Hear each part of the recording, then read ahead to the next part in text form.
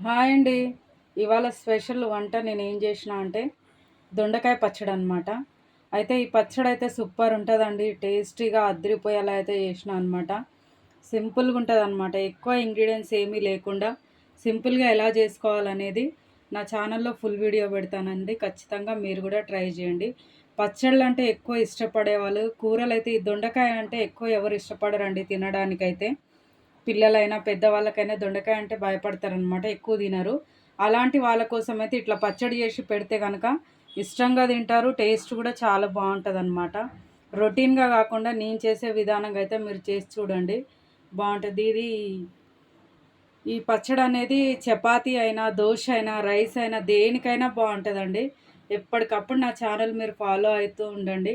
ఇలాంటి food videos అయితే ఇంకా మీకు కొత్తగా చూపిస్తూ ఉంటాను.